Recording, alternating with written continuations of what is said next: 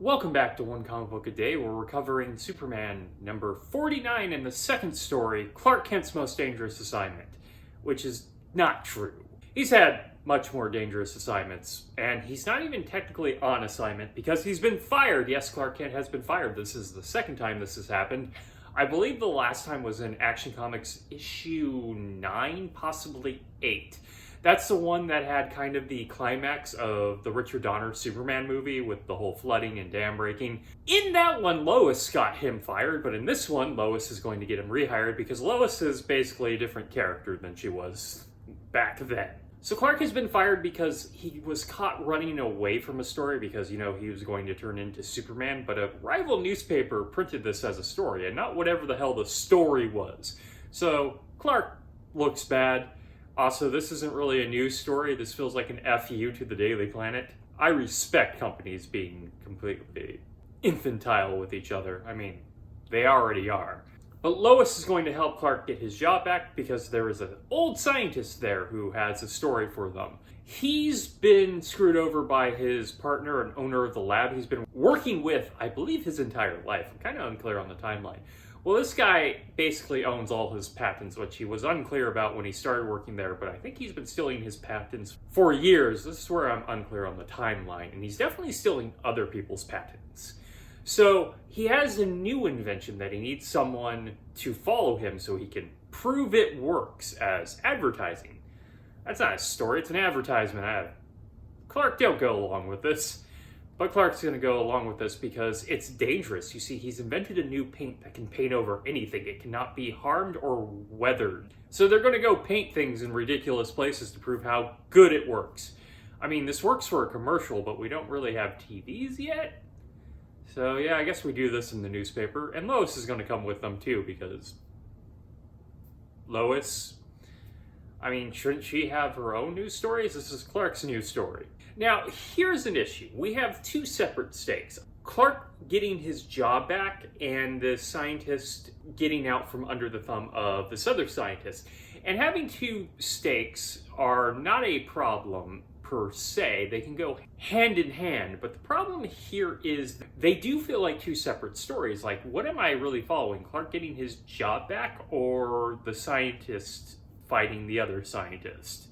Once again, these can go hand in hand, but it feels like the story kind of focuses on one and then the other. And these stories, seeing the general writing of and how much time they have, it's probably best for them to simplify and have one stakes over two. If they were going to, say, do more issues of the story, maybe then we can do this. But no, instead we get a story that feels like two separate stories. And that's a problem. So the scientist, the bad one who owns all the patents, sends his assassin, the Gargoyle.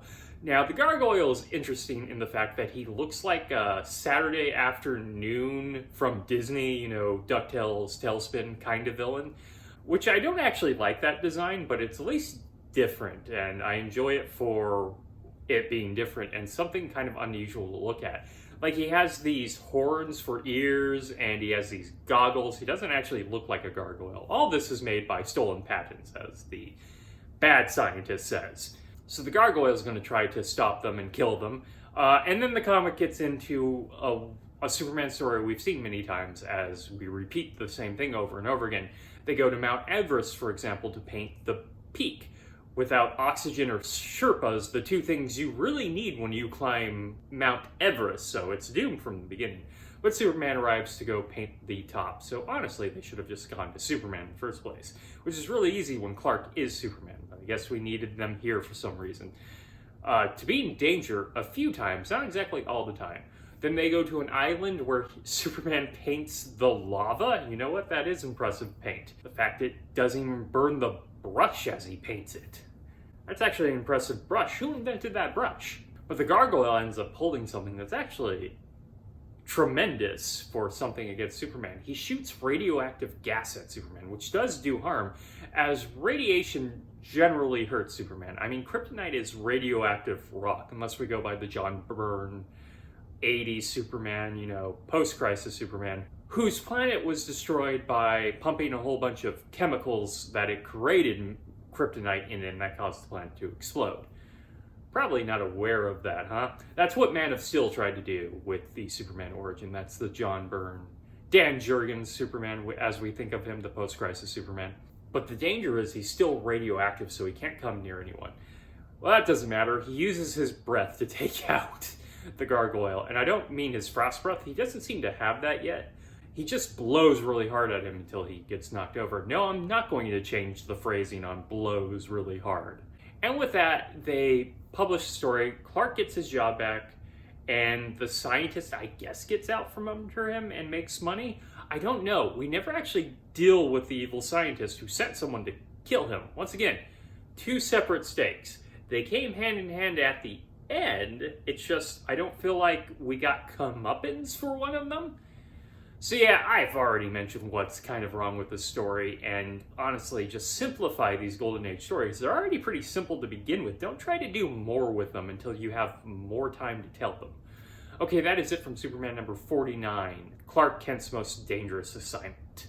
If you enjoyed this video, please like and subscribe. Hit the bell icon to get notifications when new videos up. I do this Monday through Friday, but Fridays is Bat Friday, where I cover a Batman story in either Detective Comics or Batman.